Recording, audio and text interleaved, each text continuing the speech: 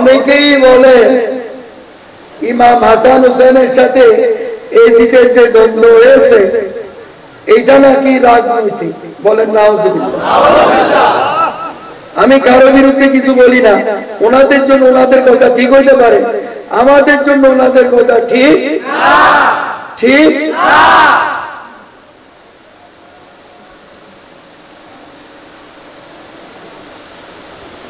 প্রকৃত। আমি ওইটা বলতে গেলে অনেক টাইম লাগবে, একেবারে সারাংশটা খুব অল্প কথার মধ্যে বুঝিয়ে দিচ্ছি, ঠিক আছে? জানার দরকার আছে কি নাই? বুঝিয়ে দিচ্ছি। হযরত আলীর সাথে আমিরে মাবিয়া যে এজিদের বাপ, কত বুঝতে পেরেছেন? যদি ইমাম হাসান হোসেন বড় থাকতেন তাহলে হযরত আলী ইমাম হাসান হোসেনকেই দায়িত্ব বুঝিয়ে দিতেন, কিন্তু ওনারা ছোট ছিলেন বিধান আমিরে মাবিয়ারে দায়িত্ব দিয়েছেন এবং এটা ওনার থেকে ওয়াদা নিয়েছিলেন যে ইমাম হাসান হোসেন যখন বড় হবে ওনার পরে যেন ওনাদেরকে দায়িত্বটা দেওয়া। কিন্তু আমিরে মাবিয়া সেই কাজ করে ওয়াদার বরখেলাপ করছে। কালা রাসূলুল্লাহ সাল্লাল্লাহু আলাইহি ওয়াসাল্লাম, আমারে যে বলবেন যে যেটা বলেন আমার কিচ্ছু যায় আসে না, সত্য আমাকে বলতেই হবে। কালা রাসূলুল্লাহ সাল্লাল্লাহু আলাইহি ওয়াসাল্লাম আল ওয়াদা খিলাফুন ফাওয়া মুনাফিক। যে ব্যক্তি ওয়াদার বরখেলাপ করে ওই ব্যক্তি হচ্ছে মুনাফিক।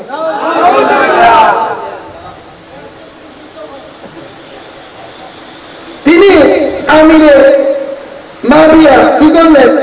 ইমাম হাসান হোসেনের দায়িত্ব না দিয়া স্বজন বিরোধী করতে যাইয়া নিজের ওনারে অযোগ্য, অতর্ব, অত্যাচারী, খুনি এজিদকে সে দায়িত্ব দিলেন, যে ইসলাম প্রচারে অনুপযুক্ত, আল্লাহ লানত প্রাপ্ত এজিদ।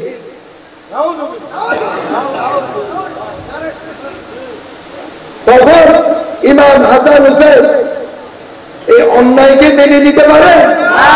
উচ্চ করে বলেন, অন্যায়কে মেনে নিতে পারে? জান যেতে পারে কিন্তু ইমান যেতে পারে। তখন ওনারা কি করলেন? এজিদের যে দায়িত্ব দিয়েছে এটার বিরোধিতা করলেন। কত বুঝতে পেরেছেন? বিরোধিতা করার ফলে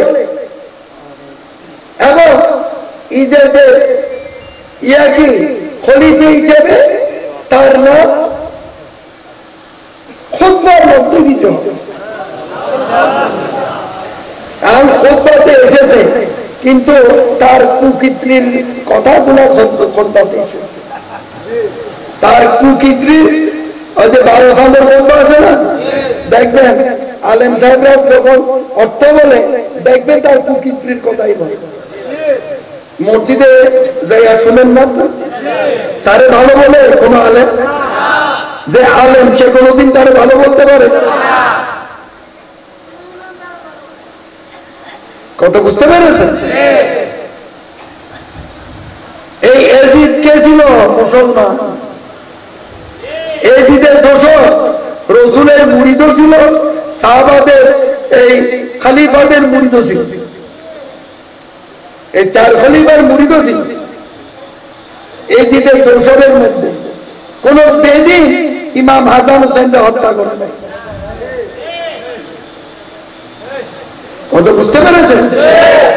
তো এজিদ কি মনে করলো ইমাম হাসান হোসেন বেঁচে থাকলে তার যে মিথ্যা, নিজেকে যে খলিফা দাবি করছে, নিজেকে মিথ্যা ইসলাম প্রচার, ওই আপনারা ভুয়া কন্যা এই ভুয়া ইসলাম প্রচার দাবি করছে, এটা তো কোনোদিন প্রতিষ্ঠিত হবে না। তখন খুন করার পরিকল্পনা করে, তার পরিকল্পনার অংশ হিসেবে ইমাম আমি অনেকগুলো কথা অল্প কথায় সারাংশটা বুঝিয়ে দিয়েছি। অল্প কথা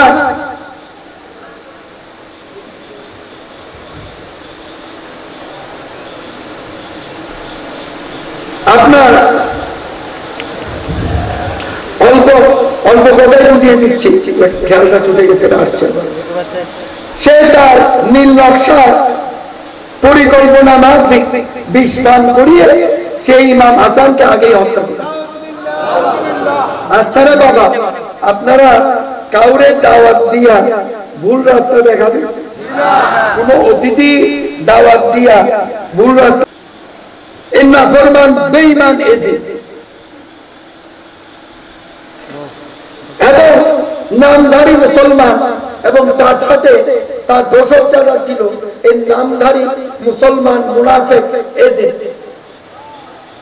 এজিদ গ্রুপ, কথা বুঝতে পেরেছেন?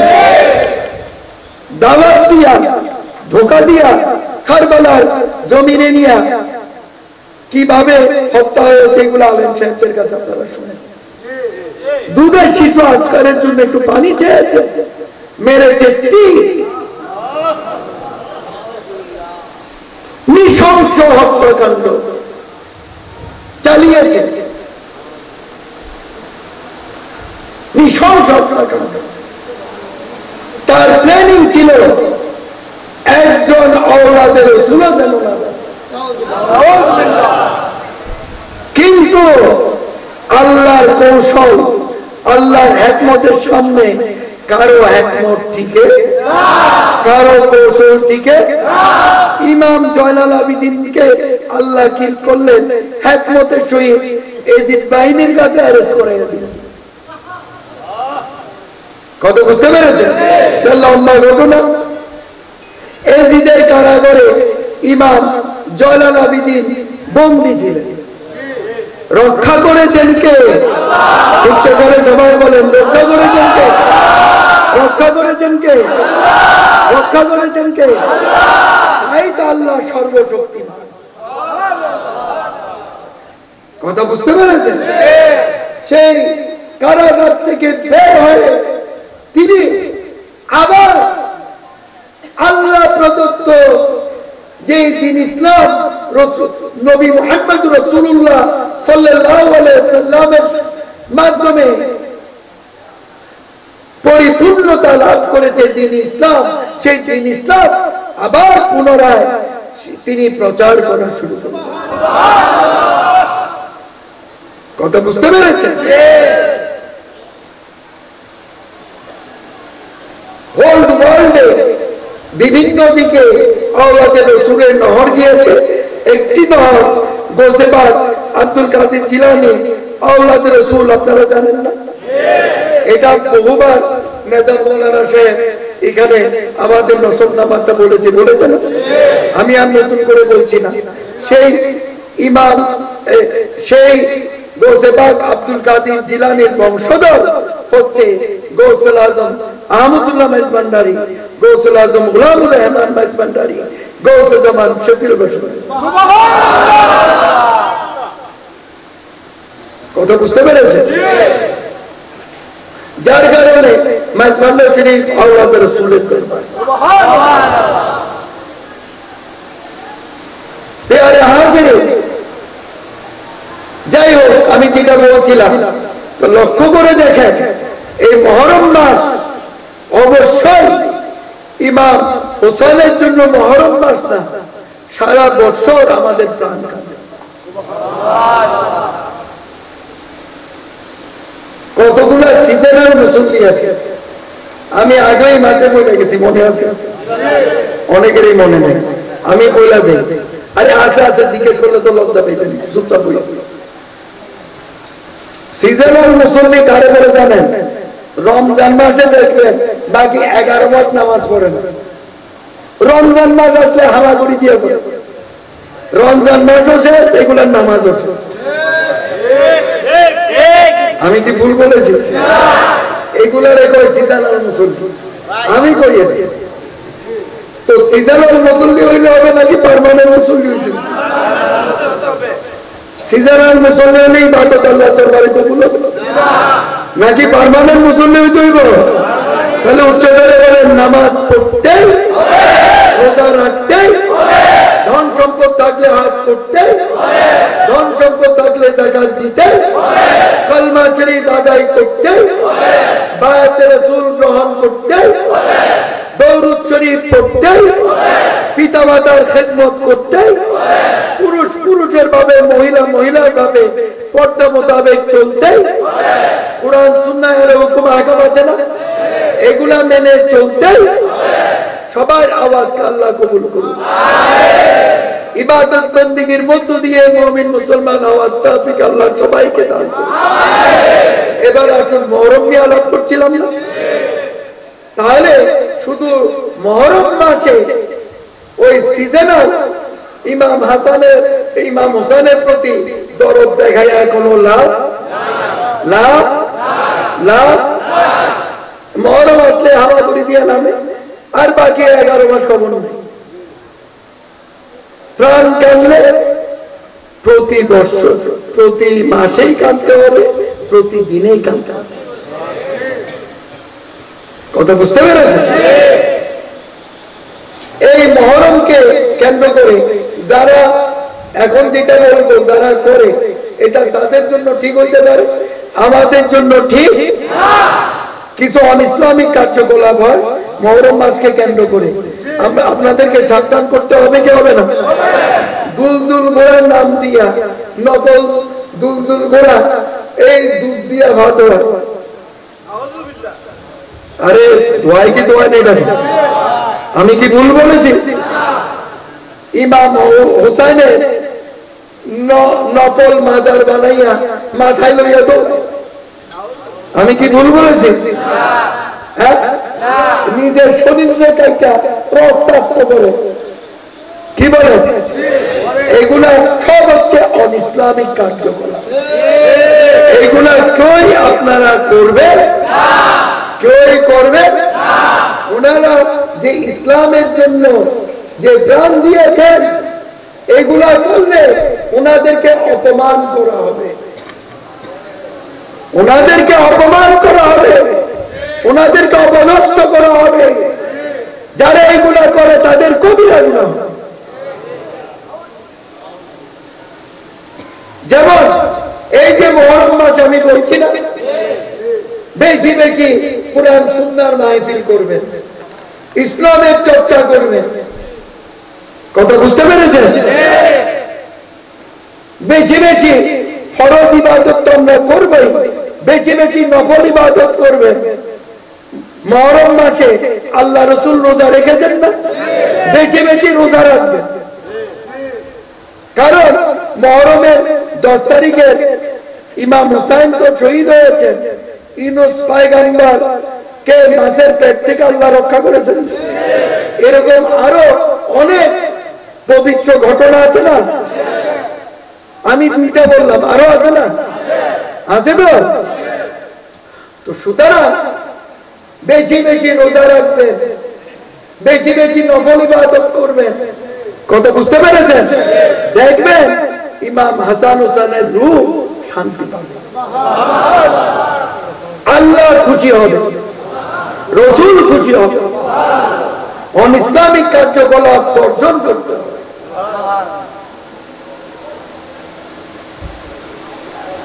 এবার বুঝতে পেরেছেন সবাই? মনে থাকবে সবাই? যারা করলেন সবাই বলেন মনে থাকবে? সবাই উচ্চ করে বলেন ইনশাআল্লাহ মনে থাকবে। মুহররম মাসকে ঘিরে অনইসলামিক কার্যকলাপ চলবে, চলবে, চলবে। যারা করবে তাদেরকে আমাদের বাধা দেওয়ার দরকার নাই, কিছুই করার দরকার নাই। কারণ তাদের কাম তারা করুক, আমাদের কাম আমরা করি। তারা যদি অন্যায় করে শাস্তি দিবে কে? শাস্তি দিবে কে? শাস্তি দিবে কে? এর জন্য বোমা ফুটাইয়া মারতে যাইতেই বল।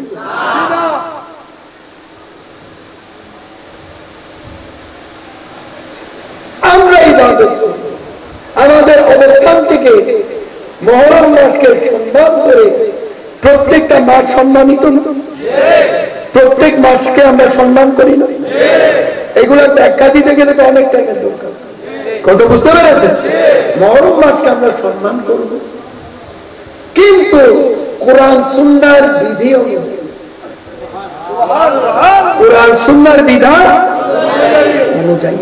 কারণ সবাইকে মনে রাখতে হবে, সীমা লঙ্ঘনকারীকে আল্লাহ পছন্দ করে, পছন্দ করে, পছন্দ করে, সবাইকে মনে রাখতে হবে। তাহলে দেখবেন ইমাম হাসান হোসেন শহীদ পরিবারগুলো, ওনাদের সাথে অনেক মুমিন মুসলমান শহীদ হয়েছেন না? ওনাদের সবার রূহ, সবার আত্মা শান্তি পাবে। কত বুঝতে পেরেছেন? এগুলা মনে রাখবেন, আমাদের প্রাণ কাঁদবে, কিন্তু জোশে হোশ হারানো চলবে, জোশে হোশ হারানো চলবে। তাহলে হোশ হারালে দেবে মানুষ কয় পাগল। কথা বুঝতে পেরেছেন? কোন পাগলামি চলবে না। একবার ইসলামিক আইন অনুসারে মুহররম মাস আমরা সম্মান করব, পালন করব, ওয়াজ নসিহত হবে, কোরআন সুন্নাহর বয়ান হবে, ফরজ ইবাদত তো আমরা করব, বেশি বেশি নফল ইবাদত করব, আল্লাহর ইবাদত বন্দেগীর মাধ্যমে কাটাবো। তাহলে দেখবে আল্লাহর রহমত বেশি বেশি বর্ষিত হবে। কথা বুঝতে পেরেছেন? এগুলো মনে রাখবেন। তারপর চলো, ইমাম হাসান হোসেনের কথা বলেছিলাম, ওনারা হচ্ছেন আওলাদে রাসূল, আউলিয়া আল্লাহ। ওনারা কি? ওনারা দিন ইসলাম প্রচার করেছেন না?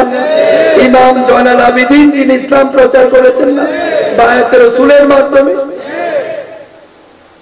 তাবিন, তাবিনদের মধ্যে যারা আউলিয়া আল্লাহ ছিলেন, ওনারা ইসলাম প্রচার করেছেন না?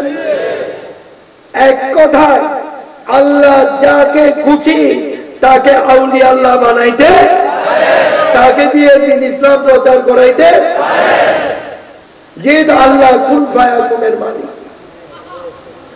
এইটা নিয়ে কারো হিংসা করলে চলবে, হিংসা করলে চলবে। এবার বুঝতে পেরেছেন? তাই আল্লাহ রাসূলের পর হোল ওয়ার্ল্ডে দিন ইসলাম প্রচার করেছে আওলাদে রাসূল, আউলিয়া আল্লাহ। অস্বীকার করে দেবে? ইসলামিক হিস্ট্রিতে আছে না? ইসলামের ইতিহাসে আছে না? মনে রাখতে হবে। কথা বুঝতে পেরেছেন? এই প্রত্যেক যারা আউলিয়া আল্লাহ বায়াতে রাসূলের মাধ্যমে দিন ইসলাম প্রচার করেছে, তাই তো? যেমন সিলেটে শাহজালাল রহমতুল্লাহ আলাইহি শাহপরানের কথা আমি বলেছি না? কি বলেন? খাজা মঈনুদ্দিন চিশতির কথা বলেছি না? গৌসুল আজম খাজা মঈনুদ্দিন চিশতির কথা বলেছি না? গৌসে পাক আব্দুল কাদের জিলানীর কথা বলেছি না? গৌসুল আজম আহমদুল্লাহ মাঝভান্ডারীর কথা বলেছি না? গৌসুল আজম গোলামুর রহমান মাঝভান্ডারীর কথা বলেছি, গৌসে জামান শহীদ বাবার কথা বলেছি না? এরকম বেশক আউলিয়া আল্লাহ যারা, তারা দিন ইসলাম প্রচার করেছে, কোরআন সুন্নাহ প্রচার করেছে, প্রয়োজনে ইসলামের জন্য নিজের জানও দিয়েছে। কথা বুঝতে পেরেছে? শহীদ হয়েছে। তো সুতরাং এই আউলিয়া আল্লাহ আওলাদে রাসূলরা হচ্ছে ওয়াসিলা। কথা বুঝতে পেরেছে? এটা কোরআন দ্বারা স্বীকৃত, সুন্নাহ দ্বারা স্বীকৃত। এটা অস্বীকার করার কোন সুযোগ নাই। কথা বুঝতে পেরেছে? গায়ের সুরে বহুতে বহুত কিছু বলতে পারে, এটা তাদের ব্যক্তিগত ব্যাপার। আমি তো টোটাল কোরআন শরীফ দিয়ে বুঝাই। কথা বুঝতে পেরেছে? তো সুতরাং সংক্ষেপে বলছি, এখনই এই প্রসঙ্গ আমি শেষ করব। তো বলছি, প্যারা হাজিরিন,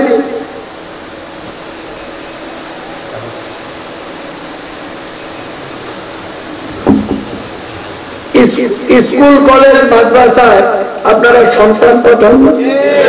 জবাব দিয়ে কিন্তু পাঠান না, না পাঠালে মূর্খ দেখে যাবে না, পাঠাইতে হবে তো, যার যেখানে ভালো লাগে। কিন্তু যারা মাদ্রাসায় যারা পাঠান, আলেম সাহেবরা নামাজ রোজা শিখাইছে, কত বুঝতে পেরেছেন?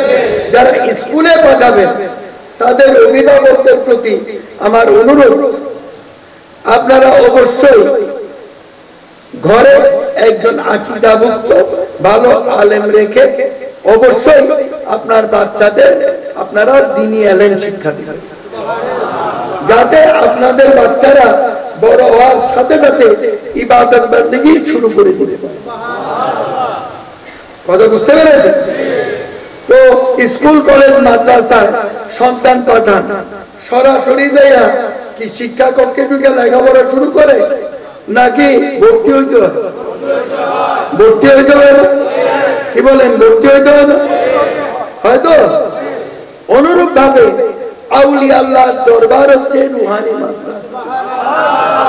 এখানে ভর্তি হইতে হইলে বায়াতে রাসূলের মাধ্যমে ভর্তি হইতে হয়। কেন? আপনার মুর্শিদের কাছ থেকে কোরআন সুন্নাহ ভিত্তিক জীবন ব্যবস্থার তালিম নিয়ে মুমিন মুসলমান হওয়া, আল্লাহর প্রতি দৃঢ় ঈমান থেকে বিশ্বাস রাখা। তো আউলিয়া আল্লাহরা সবসময় চায় প্রত্যেকেই কোরআন সুন্নাহ ভিত্তিক জীবন ব্যবস্থার মধ্য দিয়ে আল্লাহর একত্ববাদের উপর দৃঢ় ঈমান রেখে শিরক মুক্ত থেকে বেদাত মুক্ত থেকে মুমিন মুসলমান হওয়া। কথা বুঝতে পেরেছেন? এক কথায় কোরআন সুন্নাহ ভিত্তিক জীবন ব্যবস্থা, এর বাইরে কোনো কথা আপনাদের আমি বলেছি? কথা বুঝতে পেরেছেন? সুতরাং প্রত্যেকে, আমি বয়ান শেষ করার আগে আবার বলছি, উচ্চ স্বরে বলুন, নামাজ পড়তেই, রোজা রাখতেই, ধন সম্পদ থাকলে হজ করতেই, ধন সম্পদ থাকলে যাকাত দিতেই, কালমা শরীফ পড়তেই, বায়াত রাসূল গ্রহণ করতেই, পিতা মাতা বায়াত রাসূল মানি, আবার ফার্সিতে বলা হয় মুরিদ। কথা বুঝতে পেরেছেন? যে যেটাই বলেন, বায়াত রাসূল গ্রহণ করতে, দরুদ শরীফ পড়তে, কারণ আল্লাহ নিজে পড়ে তারপরে আমাদেরকে হুকুম করেছেন। কথা বুঝতে পেরেছেন? এইটা কারো ভিতরে খটকা রাখতে পারে, আমার তো স্বরভঙ্গ, একটু ইসমারও সমস্যা হচ্ছে, তারপরে আমি আয়াতে কারিমা কি তেলাওয়াত করি, মানে গলা আরো ভেঙে গেছে। স্বরভঙ্গ লাগতেছে। বিসমিল্লাহির রহমানির রহিম। ইন্নাল্লাহা ওয়া মালাইকাতাহু ইউসাল্লুনা আলান নবী। অর্থটা হচ্ছে, আল্লাহ বলছেন, আল্লাহ ফেরেশতাকুলকে সঙ্গে নিয়ে নবী মুহাম্মদুর রাসূলুল্লাহ সাল্লাল্লাহু আলাইহি ওয়াসাল্লামের উপর দরুদ শরীফ পাঠ করছেন। তার পরের অংশটুকুনে হচ্ছে, আয় মুমিন মুসলমানগণ, তোমরা আমার মেহবুব নবী মুহাম্মদুর রাসূলুল্লাহ সাল্লাল্লাহু আলাইহি ওয়াসাল্লামের শানে দরুদ পাঠ করো। কথা বুঝতে পেরেছেন? এটা কার উপর? যার জন্য ফরজ নামাজে, নফল নামাজে, সুন্নত নামাজে, তাহাজ্জুদের নামাজে, বিতরের নামাজে আমরা শেষ বৈঠকে তাশাহুদের মধ্যে দরুদ শরীফ পাঠ করে থাকি এবং আওলাদ রাসূলদের সালাম দিয়ে থাকি। কথা বুঝতে পেরেছেন? তো সুতরাং এখানে ওয়াসাল্লিমু তাসলিমা বলেছেন তো অতি উৎকৃষ্ট ভাবে। তো নামাজের ভিতরে সালাম দিতে উঠার কোনো প্রয়োজন নাই, এটা রাসূলের বিধান, রাসূল শিখিয়েছেন। কিন্তু আপনি একজন সম্মানিত লোকরে দেখছেন, কথা বুঝছেন, সাধারণ একটা সম্মানিত লোকরে দেখছেন, বা বাপ মারে দেখছেন, বা একজন সম্মানিত আলেম সাহেবরে দেখছেন, বা একজন আউলিয়া আল্লাহরে দেখছেন, আপনি কি পয়সা সালাম দিবেন না দাঁড়ায় সালাম? আর যদি পয়সা দেয় মানুষ তারে বেয়াদব করবে, কি বলেন? আমরা যখন দরুদ মিলাদ করি তখন একত্রিত ভাবে আল্লাহ রসুলের প্রশংসা করি। দরুদ মিলাদ করা আল্লাহ রসুলের প্রশংসা না? যখন আমরা আল্লাহ রসুলের প্রশংসা করি, সালাম দেওয়ার সময় দাঁড়াইয়া সালাম দিই। এতে দোষের কিছু হইতে পারে না, কারণ দরুদ মিলাদ করলে কে খুশি হবে? উচ্চ জোরে বলেন, কে খুশি হবে? আল্লাহর সন্তুষ্টির জন্য রসুলের প্রশংসা করি কি করি না? কত বুঝতে পেরেছে? তাই বেশি বেশি দরুদ পাঠ করতে, যেখানে আমরা ফরজ ইবাদত, আল্লাহ পাক যদি আমাকে বাঁচিয়ে রাখেন, কোনদিন যদি বিভিন্ন দিক রয়েছে, সাইড রয়েছে, এগুলো নিয়ে কোরআন সুন্নাহ ভিত্তিক নসিহতমূলক বয়ান করার আশা রাখি, বাকি আল্লাহর ইচ্ছা। কত বুঝতে পেরেছে? একদম টোটাল ফিল্ডের মধ্যে সমস্যা। আর আরেকটা কথা, যে রাসূলের মাধ্যমে আমরা কোরআন পেয়েছি, একটু আগে আমি বুঝিয়েছি না? কি বুঝেন না? এই কয়জনে বুঝছেন? যারা জবাব দেন আপনারা বুঝেন না? ভিতরে বাইরে যে যেখানে আছেন জবাব দেন। বুঝতে পেরেছেন? রাসূলের মাধ্যমে আমরা কোরআন পেয়েছি। সুন্নাহ হচ্ছে পৃথিবীর একমাত্র সহিহ শুদ্ধ কোরআন শরীফের তাফসীর হচ্ছে সুন্নাহ, যেটাকে আমরা হাদিস শরীফ বলে জানি, আল্লাহ রাসূলের বাণী বলে জানি। কত বুঝতে পেরেছেন? যার মাধ্যমে আমরা কোরআন সুন্নাহ পেলাম, আল্লাহর একত্ববাদ পেলাম, আমরা ইনসান বলে সেটা আমরা যে জানতে পারলাম, যার মাধ্যমে তিনি হচ্ছেন নবী মুহাম্মদ রাসূলুল্লাহ সাল্লাল্লাহু আলাইহি ওয়াসাল্লাম। কথা বুঝতে পেরেছেন? সেই রাসূলের জন্মদিন আমরা মাঝভান্ডারীরা 12 রবিউল আউয়াল ঢাকায় পালন করি না? করি কি করি না? করি কি করি না? লক্ষ লক্ষ লোক জমায়েত হয় কি হয় না? কোরআন সুন্নাহর বয়ান হয় কি হয় না? জশ্নে জুলুসের মিছিল বাইর হয় কি হয় না?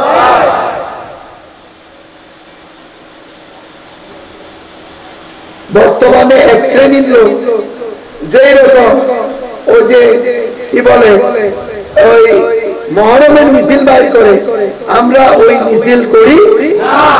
আমরা জশ্নে জুলুসের মিছিল করি, আল্লাহ রাসূলের মিছিল করি। কেন করি? কোরআন সুন্নাহ ভিত্তিক আমরা সমস্ত মুসলমান এক, তাই আমরা রিসালাতের স্লোগান দিই, আমরা আল্লাহর স্লোগান দিই, আমরা কোরআন সুন্নাহর স্লোগান দিই, দেই কি দেই না? এবং আজকে যারা মুসলমানদেরকে নির্যাতন করছে তাদেরকে আমরা মিছিলের মধ্য দিয়ে বুঝিয়ে দিচ্ছি যে আমরা মুসলমান এক। কথা বুঝতে পেরেছে? তাই প্রত্যেকের এলাকা থেকে বাস কাফেলা নিয়ে, বড় বড় কাফেলা নিয়ে, অনেকে ট্রেনও যায়। কথা বুঝতে পেরেছে? অবশ্যই ঢাকাতে একত্রিত হবে। এবছরও জশ্নে জুলুস হবে, ঈদে মিলাদুন নবী, কোরআন সুন্নাহর বয়ান হবে, আল্লাহর উপাসনা হবে, সেখানে সবাই ইনশাআল্লাহ। আর তার আগে 29 আশ্বিন গৌসুল আজম গোলামুর রহমান মাঝভান্ডারী ক্ষুদ্র শরীফ, আল্লাহ যাদেরকে তৌফিক দান করে তারা যাবে। কথা বুঝতে পেরেছেন? আর 29 আশ্বিনের পর ঈদে মিলাদুন নবীর পোস্টার ইনশাআল্লাহ আপনারা পেয়ে যাবেন। কথা বুঝতে পেরেছেন? এতটুকু। আর আরেকটা কথা না বললেই নয়, আমি আগেই বলেছি, কেউ মনে কষ্ট পাইল, আমার কিছু যায় আসে না। এখন যে দলিলটা দেব এটা কোরআন সুন্নাহর দলিল না, এটা একজন আউলিয়া আল্লাহর রেফারেন্স, আমি দলিলটা দেব। কথা বুঝতে পেরেছেন? তিনি কে? গৌসে পাক আব্দুল কাদের জিলানী। ওনার নিজ লিখিত কিতাব। কথা বুঝতে পেরেছেন? উনি ওনার লিখিত কিতাবে লিখেছেন আখেরি জামানায় 11 দল পীর বের হবে। কত দল? 11 দল। 11 দলের মধ্যে 10 দল হবে জাহান্নাম, বলেন না, 1 দল হবে জান্নাত। আপনারা গ্রাম অঞ্চলে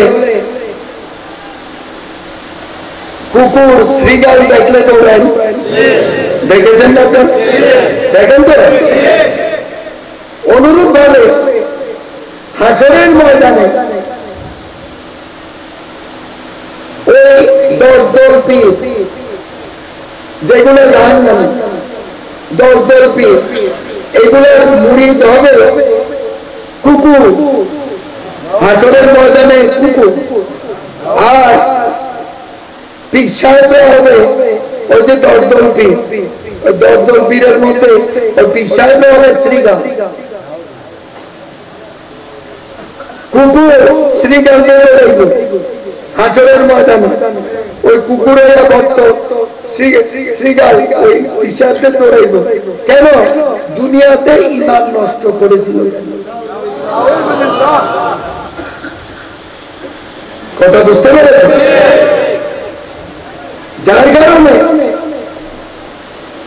আমি আগেই বলেছি আমি অন্যদেরকে চাপ দিতে পারবো না, কিন্তু কারণ কোরআন শরীফে আল্লাহ বলেছেন যার যার ইমামের সাথে তার তার হাসন। কথা বুঝতে পেরেছেন? ওই যে আমি গলাটা বেশি বসে গেছে, তুমি আয়াতে কারিমা একটু বলো। আমি বলে বিসমিল্লাহির রহমানির রহিম ইয়াওমা নাদউ কুল্লা উনাসিন বিইমামিহিম। কথা বুঝতে পেরেছেন? আল্লাহ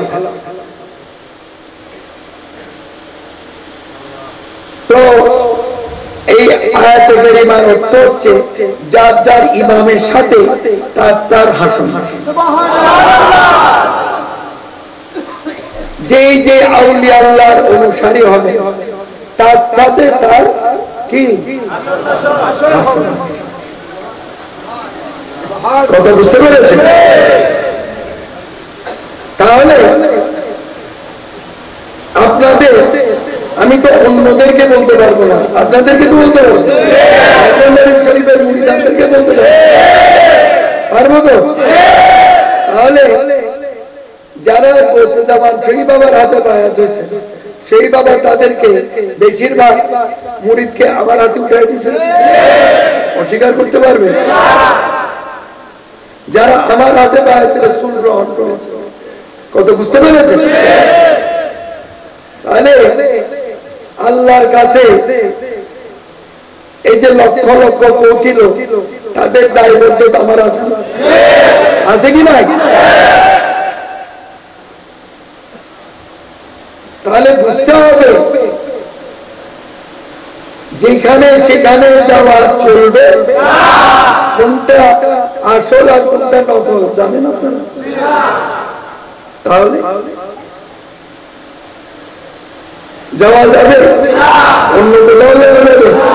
আর যদি যান নিজের দায়িত্ব নিয়ে নিজে, পরে কিন্তু আমি তাদেরকে শিখেছি সরাসরি,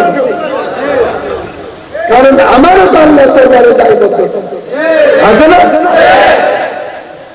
আছে না?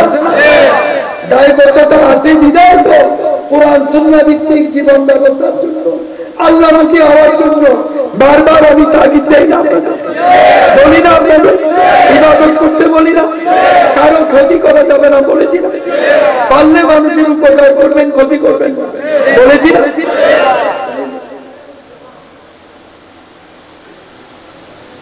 আর কোথাও যদি যাইতে হয় আমার কাছে জিজ্ঞেস করে, কোথাও যদি যাইতে হয় আমার কাছে জিজ্ঞেস করে উচিত হবে কি না? তখন আমি বলবো, কি বলে? কিন্তু হুকুমের বাইরে যাওয়া যাবে? যদি ওই 10 দলের মধ্যে যাওয়া পড়ে তখন উপায় কি হয়? চলে যাবে। আমি কি ভুল বলেছি? ইমাম চলে যাবে। তো সুতরাং আপনাদের সাবধান হতে হবে কি হবে না? কোথায় যাবে আমার থেকে অবশ্যই জিজ্ঞেস করবে। যেহেতু আমার মাধ্যমে আপনারা আল্লাহ নামে সর্বস্ব কুরবান করে দিয়েছে, আল্লাহ দরবারে সর্বস্ব বিক্রি করে দিয়েছে। তাহলে আল্লাহর কাছে আমার দায়বদ্ধতা। আমাদের ইমাম গৌসুল আজম গোলামুর রহমান কত বুঝতে পেরেছে? আমি শফি বাবা ভান্ডারী আমাদের পক্ষ থেকে বাবা ভান্ডারী আল্লাহ রসুলের হাতে তুলে দিলেন। কিন্তু রসুল হচ্ছে কি শফিউল মুজনবিন। তিনি কে? শফিউল মুজনবিন। তিনি রাহমাতুল লিল আলামিন। তিনি ইমামুল মুরসালিন। ইমামুল মুরসালিন মানে কি? সমস্ত নবী রাসূলের ইমাম। তিনি আল্লাহ রহমত বন্টনকারী, তিনি আমাদের সুপারিশ। তাই বাবা ভান্ডারী আল্লাহ রসুলের হাতে। কথা বুঝতে পেরেছে? তাহলে দায়বদ্ধতা আল্লাহর দরবারে আছে কি নাই? তার সাবধান করাটা আমার কি অন্যায় হয়েছে না অন্যায় হয়েছে? সুতরাং আমাকে তো সাবধান। আমি তো চাইব প্রত্যেকেই মুমিন মুসলমান, প্রত্যেকেই আল্লাহমুখী হোক। কত বুঝতে পেরেছে? আর পাশাপাশি যারা মাইজ ভান্ডারের মুরিদ না তাদেরকেও চাইব তারাও আল্লাহমুখী হোক, তারাও মুমিন মুসলমান। সবার জন্যই তো আমি বয়ান করেছি। আমি আগেই বলেছি সবাইকে আমি চাপ দিতে পারবো না। যাদের উপর যারা বায়াত হয়েছে আপনাদের উপর আমার অধিকার আছে, আপনাদের আমার উপর অধিকার আছে। যাদের উপর অধিকার তাদের আমি চাপ দিতেই পারি, কিন্তু যার উপর আমার অধিকার নেই আমি তাকে চাপ দিব কেন? কিন্তু কোরআন সুন্নাহর পরামর্শ অবশ্যই। কথা বুঝতে পেরেছে? এইগুলো আপনাদের তো মনে রাখতে হবে। কথা বুঝতে পেরেছে? গলাটা বেশি বসে গেছে তো এতক্ষণ আল্লাহ যা রেখেছে একেবারেই বসে গেছে। কথা বুঝতে পারছেন তো সবাই? কথা বুঝতে পেরেছেন তো? সুতরাং আমি কাউকে জোর করবো না 29-80 জন্য। যাদের তৌফিক আল্লাহ দিবে 29-80 যাবে, কিন্তু 12 রবিউল আউয়াল এর জন্য জোর দিব প্রত্যেকেই বাস কাফেলা নিয়ে যাবে। কত বুঝতে পেরেছেন? আর বলে শুধু 12 রবিউল আউয়াল করে, রবিউল আউয়াল মাসের প্রথম শুক্রবার আমি লালদিঘির ময়দানে জুমার নামাজ আদায় করি। বাদ ফজর থেকে বয়ান শুরু হয়ে। আপনারা বিভিন্ন ভাবে দেখতে পারেন অনেক ভক্তরা আপনার আজকাল যে মোবাইলে কি ফেসবুক বা কি ইউটিউব কি বলে কতগুলো, এগুলো তো আমার দেখার কোনো সুযোগ নেই। আপনাদের থেকে শুনিয়ে এগুলো একটু খুঁজলেও আপনারা পাবেন। কত বুঝতে পেরেছেন? দেখবেন লক্ষ লক্ষ লোক একসাথে আমরা জুমার নামাজ পড়ি। আবার 12 রবিউল আউয়ালে লক্ষ লক্ষ লোক আমরা নামাজ পড়ি, ফজরের নামাজ, জোহরের নামাজ। কত বুঝতে পেরেছেন? তো ঈদে মিলাদুন নবী করে আবার চট্টগ্রামে আমরা দশটা জুলুসের মিছিল করি না? এই দুইটার কথা বললাম। এরকম বিভিন্ন বিভাগীয় কারণে আমি করি বা বিভিন্ন মাহফিল আমি করি। কত বুঝতে পেরেছেন? তো করে থাকে সারা মাস ব্যাপী করে থাকে। তো সুতরাং যদি 12 রবিউল আউয়াল করি তা না, চট্টগ্রামেও করি, বিভিন্ন ডিস্ট্রিক্টে করি। কথা বুঝতে পেরেছেন? তো আপনাদেরকে 12 রবিউল আউয়ালে আমি দাওয়াত করেছি, চট্টগ্রামের দাওয়াত আমি করি না। কথা বুঝতে পেরেছেন? চট্টগ্রামের লোক লালদিঘি ময়দান পুরাইয়া রাস্তাঘাট সব পুরাইয়া শাহমানতের মাজার পর্যন্ত এই নামাজের লাইন শোনাই, লক্ষ লক্ষ লোক একসাথে। কারা? বৃহত্তর চট্টগ্রামের লোক, অন্য কোন ডিস্ট্রিক্টের লোক, বৃহত্তর চট্টগ্রাম। কত বুঝতে পেরেছি? এগুলা ইনশাআল্লাহ এই বছর ইনশাআল্লাহ হবে। আর কারো যদি দেখতে মনে চায় যাই, কিন্তু 12 রবিউল আউয়াল কিন্তু বলে এত বড় জুমার নামাজ মিস করবো কেন, আমরা যাবো, যাও, কিন্তু যাইতে পারেন, শর্ত হচ্ছে 12 রবিউল আউয়াল টাকায় যাবে। এই শর্ত অনুযায়ী যদি যাইতে পারেন যান, আমার অসুবিধা নেই। আর যদি ওখানে না যান আমার অসুবিধা নেই, কিন্তু 12 রবিউল আউয়াল যাবে।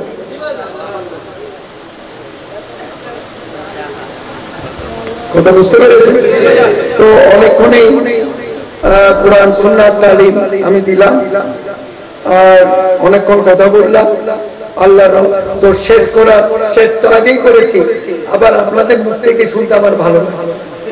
আর আল্লাহ সঙ্গে আছে, উচ্চস্বরে বলেন নামাজ পড়তেই, রোজা রাখতেই, ধন সম্পদ থাকলে হজ করতেই, ধন সম্পদ থাকলে যাকাত দিতেই, কালমা শরীফ আদায় করতেই, বায়াতে রাসূল গ্রহণ করতেই, পিতামাতার খিদমত করতেই, দারুস শরীফ করতেই, পুরুষ পুরুষের ভাবে পর্দা, মহিলা মহিলার ভাবে পর্দা মোতাবেক চলতেই, কোরআন সুন্নাহ আর হুকুম আহকাম আছে না, এগুলো মেনে চলতে, কোরআন সুন্নাহ জীবন ব্যবস্থা গঠন করতে, সবার আওয়াজকে আল্লাহ কবুল করুন। সবাইকে মুমিন মুসলমান হয়ে পৃথিবী থেকে বিদায় নেওয়ার তৌফিক আল্লাহ সবাইকে আশিকে রাসূল হওয়ার তৌফিক দান। আশিকে রাসূলের মাধ্যমে আল্লাহর ভালোবাসা, আশিক আল্লাহ হওয়ার তৌফিক আল্লাহ দান। ইশকেলাইর হকদার হওয়ার তৌফিক আল্লাহ সবাইকে দান। আজ এই পর্যন্ত।